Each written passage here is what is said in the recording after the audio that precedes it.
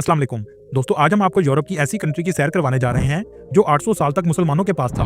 ऐसा कंट्री जो तारीख की खुली किताब है। ऐसा कंट्री जहां के लोग फुटबॉल को अपना मजहब की तरह प्यार करते हैं। जी हाँ, आज हम सैर करने जा रहे हैं स्पेन की। ये कंट्री मुसलमानों के पास 800 साल तक था, तो कैसे सलीबियों के पास चला गया। इस कंट्री में बहुत सी ऐसी सिटीज भी हैं जहाँ पाकिस्तानी आबादी दूसरे नंबर पर है। यहाँ पाकिस्तानी क्या काम करते हैं, दुनिया में दूसरे नंबर पर सबसे ज्यादा विजिट किया जाने वाला कंट्री स्पेन क्यों है, पाकिस्तानी किस वीजे पर जा सकते हैं, इस कंट्री के ऐसे हकायक बताएंगे जो आज से पहले आपने कभी नहीं सुने होंगे। चलें अब निकलते हैं स्पेन के एक शानदार सफर पर। इस कंट्री का ऑफिशियल नाम किंगडम ऑफ स्पेन है। इस कंट्री की कुल आबादी 4 करोड़ 80 लाख के करीब है, जो आबादी के लिहाज से दुनिया के 32वें नंबर पर आता है। स्पेन का कुल रकबा 5,06,000 मुरब्बा किलोमीटर है, जो रकबे के लिहाज से दुनिया के 51 नंबर पर आता है। स्पेन का बॉर्डर पुर्तगाल, फ्रांस, अंदोरा और जब्राल्टर से लगता है। इसके अलावा मेडिटेरियन सी और अटलांटिक सी की तवील साहली पट्टी भी वाक़या है। स्पेन बहुत खूबसूरत और तारीख से बड़ा हुआ मुल्क है। इसकी खूबसूरती का हर कोई दीवाना है। स्पेन एक तरक्की याफ्ता मुल्क है जिसकी मईशत ज़राअत, सनत, सियाहत और सर्विस सेक्टर पर मुनहसर करती है। टूरिज्म स्पेन की मईशत का सबसे अहम हिस्सा है, क्योंकि इसकी तारीखी यादगारें, खूबसूरत साहिल और सकाफती तकरीबात दुनिया भर से सियाहों को अपनी तरफ खींचती हैं। जब आप स्पेन में जाते हैं तो आप इनकी सकाफती एहतराम, खाने की मोहब्बत, जिंदगी को खुशी से गुजारने का जज्बा देखने को मिलता है। स्पेन के लोग अमूमन खुले दिल के और खुश मिजाज होते हैं। इस कंट्री के लोग मेहनत से काम करते हैं, लेकिन काम के बाद सिस्टा यानी दोपहर के खाने के बाद आराम करना मामूल की बात है। ये रिवाज आमतौर पर छोटे शहरों में ज्यादा है। दोस्तों, क्या आप जानते हैं 20 से भी ज्यादा ममालिक में स्पेनिश जुबान बोली जाती है और एक अंदाजे के मुताबिक दुनिया में 580 मिलियन लोग स्पेनिश बोलते हैं। स्पेन में पाकिस्तानियों की तादाद 1,25,000 के करीब है। ज्यादातर लोग तालीम और काम के गर्ज से स्पेन आए हैं। स्पेन में ज्यादातर पाकिस्तानी पंजाब से आकर आबाद हुए हैं। पाकिस्तानी ज्यादातर मैड्रिड, बार्सिलोना, वेलेंसिया और मोर्सिया में रहते हैं। इस शहर में पाकिस्तानियों की दुकानें और रेस्टोरेंट्स भी मौजूद हैं और अच्छी जिंदगी गुजार रहे हैं। जबकि स्पेन में इंडियन की तादाद 60,000 के करीब है। ज्यादातर इंडियंस अरब कंट्री से आकर स्पेन में आबाद हुए हैं। मैड्रिड स्पेन का दारुल हुकूमत और मुल्क का सबसे बड़ा शहर है। मैड्रिड स्पेन के वस्त में वाक़या है। ये शहर साफ सुथरा और बहुत खूबसूरत है। इस शहर में आपको हिस्टोरिकल आर्किटेक्चर सबसे ज्यादा नजर आएगा। मैड्रिड की तारीखी गलियां बहुत खूबसूरत हैं। एक से बढ़कर एक खूबसूरत बिल्डिंग आपको देखने को मिलेगी। मैड्रिड स्पेन का इक्तिसादी मरकज है और यहाँ मुख्तलिफ कंपनीज के हेड ऑफिस भी मौजूद हैं। ये सिटी आलमी सतह पर तजारती सरगर्मियों का मरकज बन चुका है। स्पेन की जीडीपी $1.5 ट्रिलियन है और यहाँ के लोगों की सालाना इनकम $32,000 है। इस कंट्री की जीडीपी में सर्विसेज सेक्टर और टूरिज्म सबसे अहम किरदार अदा करते हैं। दोस्तों, उर्दू और स्पेनिश ये दोनों जुबानें बहुत मुख्तलिफ हैं, लेकिन इसके बावजूद बहुत से लफ्ज एक दूसरे से मिलते हैं। जैसा कि तू, इसका मतलब होता है तुम, और स्पेनिश में भी इसको तू कहा जाता है। उर्दू में शर्ट को कमीज कहा जाता है, जबकि स्पेनिश में कमीजा कहा जाता है। उर्दू में टेबल को मेज कहते हैं और स्पेनिश में मेजा कहते हैं। दोस्तों, स्पेन के लोग शराब का इस्तेमाल भी बहुत ज्यादा करते हैं। इस कंट्री की नाइट लाइफ भी इसी वजह से फेमस है। सारी रात क्लब और शराब खाने खुले रहते हैं। यहाँ के लोग ना तो ज्यादा अमीर हैं और ना ही ज्यादा गरीब हैं। ये पैसा कमाते हैं और अयाशी करते हैं। सेविंग का रुझान बहुत कम होता है, इसलिए खुद को खुश भी रखते हैं। यहाँ के लोगों को घूमना फिरना बहुत पसंद है, इसलिए ये अपने ही मुल्क में सैर के लिए घूमते हैं। दुनिया में सबसे ज्यादा पहाड़ों में स्पेन दूसरे नंबर पर आता है। अगर आप स्पेन के मैप को देखें तो मैड्रिड सिटी स्पेन के वस्त में वाक़या है। इसके बाद तमाम बड़े शहर समुद्री साहिल पर वाक़या हैं। बाकी अंदरूनी तमाम हिस्सों में ऊंचे पहाड़ हैं और यही वजह है कि 70% स्पेन अंदर से खाली है। लोग गाँव को छोड़कर बड़े बड़े शहरों में आबाद हो चुके हैं और इसकी एक बड़ी वजह 19वीं सदी में इंपोर्ट पर पाबंदी थी, जिसकी वजह से एग्रीकल्चर इस कंट्री का तबाह हो गया और गांव छोड़कर लोग शहरों में आकर आबाद हो गए। दोस्तों, स्पेन को यूरोप का पाकिस्तान भी कहा जा सकता है, क्योंकि यहाँ से भी लोग यूरोप में काम करने के लिए जाते हैं, जैसे पाकिस्तान से अरब कंट्री में काम के लिए लोग जाते हैं। दुनिया में सबसे लंबी उम्र के लोग जापान में होते हैं, जिनकी एवरेज उम्र 84 साल है, लेकिन स्पेन भी इनसे ज्यादा पीछे नहीं है। यहाँ के लोगों की एवरेज उम्र 82 साल है। मतलब यहाँ के लोग फिट भी हैं, अच्छा खाते हैं और खुद को खुश रखते हैं। इसकी वजह यह भी है कि यहाँ के 85% लोगों के पास अपना घर है। स्पेन में 56% लोग कैथोलिक, 5% मुस्लिम, 30% ऐसे हैं जो किसी भी मजहब को नहीं मानते। बाकी दूसरे मजहब के लोग आबाद हैं। दोस्तों, क्या आप जानते हैं स्पेन में मुस्लिम आबादी मुल्क की दूसरी सबसे बड़ी आबादी है। इसकी क्या वजह है? इसके लिए हमें तारीख में जाना पड़ेगा। स्पेन एक तारीखी मुल्क है जिसका पुराना नाम अंदलूसिया था। ये 800 साल तक मुसलमानों के पास था। इसका आगाज 8वीं सदी में हुआ, जब उमवी खिलाफत का दौर चल रहा था। उमवी खिलाफत के सिपहसालार तारक बिन ज़ियाद थे, जिन्होंने 711 ईस्वी में स्पेन के जनूबी हिस्से को फतह कर लिया। ये हमला अफ्रीका के साहिल से किया गया था, जो आज मराकश के करीब वाक़या है। इस हिस्से को आज भी जबल तारक या जब्राल्टर कहा जाता है। ये वही इलाका है जब तारक बिन ज़ियाद ने अपनी कश्तियां जलाकर स्पेन पर हमला कर दिया था। इसके बाद मुसलमानों की हुकूमत कायम हुई।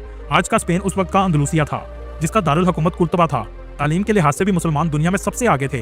कुर्तबा दुनिया के लिए तालीम और साइंसी मरकज बन गया। 9वीं से 15वीं ईस्वी तक दुनिया की सबसे बड़ी लाइब्रेरीज भी स्पेन में मौजूद थीं और दुनिया रिसर्च के लिए मुसलमानों के पास आती थी, जो आज भी मौजूद हैं। मुसलमानों के अरूज की एक वजह तालीम भी थी। उस वक्त के मुस्लिम बादशाह भी तालीम को फरोग देते थे, लेकिन 1475 से मुसलमानों के जवाल का आगाज हुआ। सलीबी 800 साल तक स्पेन हासिल करने की कोशिश कर रहे थे। आखिरकार जब 15वीं सदी में मुसलमान कमजोर हुए तो सलीबियों ने इकट्ठे होकर 1482 में गरनाता पर हमला किया और ये जंगें 10 साल तक चलती रहीं। 1491 में मुसलमानों के आखिरी बादशाह अबू अब्दुल्ला मोहम्मद थे। अल हमरा का किला नाकाबिले शिकस्त किला था। इसके दामन में एक दरिया है जो आज भी जारी है। अबू अब्दुल्ला लालची और इक्तदार का भूखा शख्स था। यकम जनवरी 1492 की रात लोगों ने इशा की नमाज पढ़ी, लेकिन सुबह फजर की अजान ना हुई। लोग परेशान हुए। बाद में पता चला अबू अब्दुल्ला ने सलीबियों से रातों रात डील की और मुल्क को सलीबियों के हवाले कर दिया, पैसा इकट्ठा किया और भाग गया। इसके बाद मुसलमानों का कत्ले आम शुरू हो गया। लाखों मुसलमान शहीद हुए। फर्नांडो ने मुसलमानों को सुअर का गोश्त खाने पर मजबूर किया। कुछ लोग मराकश चले गए, अपनी चीजें और कुरानी अवराक दीवारों में छुपा गए, जो आज भी मुख्तलिफ घरों से निकलते रहते हैं, जिन्हें देखकर दिल खून के आंसू रोता है। 1533 में इस बुज़दिल हाकिम की इबरतनाक मौत हो गई। इसके बाद 500 साल तक गन्नाटा में अजान पर पाबंदी थी। 2003 में जाकर अजान की इजाजत दी गई। आप अल्लाह की हिकमत देखें, 1492 में आखिरी अजान इशा की हुई थी, जबकि 2003 में अजान फजर की हुई। जहां से अजान का सिलसिला रुका, अल्लाह ताला ने वहीं से शुरू किया। दोस्तों, क्या आप जानते हैं दुनिया में सबसे ज्यादा विजिट करने वाली कंट्रीज में स्पेन दूसरे नंबर पर आता है? जी हाँ, इसकी आबादी तो 5 करोड़ के करीब है, लेकिन टूरिस्ट 8 करोड़ के करीब सालाना आते हैं। टूरिस्ट सबसे पहले बार्सिलोना सिटी में आते हैं। यह है बार्सिलोना सिटी का एयरपोर्ट। आमतौर पर बार्सिलोना की फ्लाइट आपको दुबई से ही मिलेगी। एमिरेट्स, इत्तेहाद और तुर्किश एयरलाइन पर भी आप जा सकते हैं। पाकिस्तान से इसकी टिकट तकरीबन 2,70,000 के करीब है। इस शहर में आप मेट्रो ट्रेन भी इस्तेमाल कर सकते हैं और सफर करने के लिए यही सबसे सस्ता जरिया है। आपका मेट्रो का कार्ड 11 यूरो में बन जाता है। दोस्तों, क्या आप जानते हैं बार्सिलोना सिटी में स्पेनिश लोगों के बाद सबसे ज्यादा पाकिस्तानी आबाद हैं। ये शहर बहीरा रोम के किनारे वाक़या है। कहीं भी आपको गंदगी नजर नहीं आएगी। ये सिटी बहुत साफ सुथरा है। इस शहर के वस्त में एक चर्च है जिसका नाम सरगादा फैमिलिया है। इसका आर्किटेक्चर बहुत ही अलग किस्म का है। इस चर्च की खास बात यह है कि इसे 1882 में शुरू किया गया था और अभी तक इसकी कंस्ट्रक्शन जारी है। 140 साल से इस पर कंस्ट्रक्शन हो रही है। कहा जाता है कि 2026 तक कंप्लीट कर लिया जाएगा। इसको देखने टूरिस्ट बहुत ज्यादा आते हैं। इसका आर्किटेक्चर ऐसा है जैसे मोम पिघल रहा हो। इसके अंदर जाने की टिकट 26 यूरो है। इसके पास ही एक गोथिक क्वार्टर मौजूद है, जिसका मतलब है डार्क एरिया। ये ऐसा इलाका है जो भूतों के इलाके की तरह लगता है। यहाँ का आर्किटेक्चर भी बहुत अलग है, लेकिन विजिटर्स बहुत ज्यादा देखने आते हैं। ये गलियां और इमारतें 400 साल से भी ज्यादा पुरानी हैं। ये वो इलाका है जो स्पेन से अलग होना चाहता है, क्योंकि यहाँ के लोगों का मानना है कि हम टैक्स सबसे ज्यादा देते हैं, लेकिन इसका फायदा पूरे मुल्क के लोगों को होता है, जबकि इसका फायदा सिर्फ हमें होना चाहिए। यहाँ के लोगों की जुबान भी अलग है। ये कैटोलिनियन बोलते हैं। बार्सिलोना एक महफूज तरीन सिटी है। आप रात को भी आसानी से घूम सकते हैं। अगर आप पूरे शहर का रात का नजारा ऊपर से देखना चाहते हैं तो आपको मोन्जॉय जाना चाहिए। ये नजारा देखने लायक होता है। इस शहर में इंडियन और पाकिस्तानी सबसे ज्यादा आपको नजर आएंगे। इस शहर के बीचेस भी बहुत खूबसूरत हैं। ये सिटी तजारत में भी अहम किरदार अदा करता है, क्योंकि इस सिटी की पोर्ट स्पेन की सबसे फेमस पोर्ट है। बार्सिलोना में राइवल का एरिया है, जहां आपको पाकिस्तानियों के स्टोर सबसे ज्यादा नजर आएंगे, जैसा कि आप स्क्रीन पर देख रहे हैं अल अवान स्टोर। इस शख्स ने एक दुकान से आज 24 दुकानें बना ली हैं। इस इलाके में आपको पाकिस्तानी फूड भी आसानी से मिल जाता है। दोस्तों, अगर आप बार्सिलोना आएं तो बगैर वीजा एक और कंट्री भी जा सकते हैं, जिसका नाम अंदोरा है। ये छोटा सा कंट्री है। बस पर जाने की टिकट 33 यूरो है, जिसमें आपको बस वापस भी लेकर आती है। स्पेन का लिटरेसी रेट 98% है, मतलब सभी पढ़े लिखे हैं। बार्सिलोना की फेमस यूनिवर्सिटी ऑफ बार्सिलोना है, जहां पढ़ने का खर्चा 3000 यूरो से 7000 यूरो सालाना है। यूरोप के दूसरे ममालिक की निस्बत स्पेन में फीस कम है। इस शहर में रहने का खर्चा 600 यूरो से 800 यूरो माहाना है। चलें अब हाई स्पीड ट्रेन की टिकट लेते हैं और चलते हैं मैड्रिड सिटी, जो स्पेन का कैपिटल है। इस सिटी की सबसे फेमस प्लेस प्लाजा दी मेयोर है, जहां टूरिस्ट सबसे ज्यादा आपको नजर आएंगे। दोस्तों, ये वो रेस्टोरेंट है जिसे दुनिया का सबसे पुराना रेस्टोरेंट कहा जाता है। इस रेस्टोरेंट को सबसे पहले 1725 में खोला गया था, जो आज तक चल रहा है। इस शहर में भी बहुत से कैसल्स मौजूद हैं। इस शहर की गलियां भी बहुत तारीखी हैं। इस शहर की फेमस यूनिवर्सिटी यूसीएम यूनिवर्सिटी है, जहां पढ़ने का खर्चा 4000 यूरो से 9000 यूरो सालाना है, और मैड्रिड में रहने का खर्चा 800 यूरो से 1000 यूरो माहाना है। चले यहाँ से चलते हैं उस एरिया की तरफ जहाँ मुसलमानों ने 800 साल तक हुकूमत की। इस इलाके को आज भी अंदलूसिया कहा जाता है। इसकी सबसे फेमस 3 सिटीज हैं, सेवियल, कार्डोबा और ग्रनाडा। सबसे पहले चलते हैं सेवियल सिटी, जो मैड्रिड से 530 किलोमीटर के फासले पर वाक़या है। यह है सेवियल सिटी। यहाँ आज भी आपको इस्लामिक आर्ट देखने को मिलेगा। ये शहर का सबसे फेमस एरिया है, जहाँ सबसे ज्यादा रश आपको लोगों का नजर आएगा। इस जगह का नाम प्लाजा दी अस्पाना है। इसे 1929 में बनाया गया था। यहाँ आप बोट राइड भी ले सकते हैं। ग्रनाता भी अंदलूसिया का फेमस सिटी है। ये वो इलाका है जहाँ मुसलमानों की स्पेन में सल्तनत का एहतमाम हुआ था। ये शहर पहाड़ों के दरमियान में बसा हुआ है। इस शहर में आज भी बहुत सी मस्जिदें मौजूद हैं। इस इलाके में बहुत से मोरक्को के लोग भी रहते हैं। यहाँ आपको मोरक्को बाजार भी देखने को मिलेगा। इस शहर में एक किला है जो सबसे फेमस है। एक जमाने में इस किले को दुनिया के 7 अजूबों में लिखा गया था, लेकिन अब इसे 10वें नंबर पर कर दिया गया है। ये मुसलमानों का किला था, जिसको फतह करना नामुमकिन था, लेकिन आखिरी बादशाह ने मुसलमानों से गद्दारी की और फर्नांडो को देकर भाग गया। इस किले को अल हमरा कहा जाता है। आप जब भी जाएं तो यहाँ का विजिट जरूर करें। इसके अलावा यहाँ आपको बहुत सी कदीम दौर की इमारतें भी देखने को मिलेंगी। ग्रनाता से आप चलते हैं कार्डोबा की तरफ। ये है कार्डोबा, जिसे कुर्तुबा भी कहा जाता है। इस सिटी की सबसे फेमस मस्जिद कुर्तुबा है। इसमें आपको टिकट लेना पड़ती है, जो 13 यूरो के करीब है। एक जमाने में ये दुनिया की सबसे अहम मसाजिद में से एक थी, जिसमें मक्का मुकरमा, मदीना शरीफ, मस्जिद अक्सा और आखिर में मस्जिद कुर्तुबा। ये शहर इस्लामी तारीख से भरा हुआ है। इस मस्जिद के डिजाइन से ही आज की मदीना शरीफ की मस्जिद का डिजाइन बनाया गया है। आप जब भी जाएं तो यहाँ का विजिट आपके लिए यादगार होगा, लेकिन इस जगह से आहिस्ता आहिस्ता इस्लामिक आर्ट को खत्म किया जा रहा है।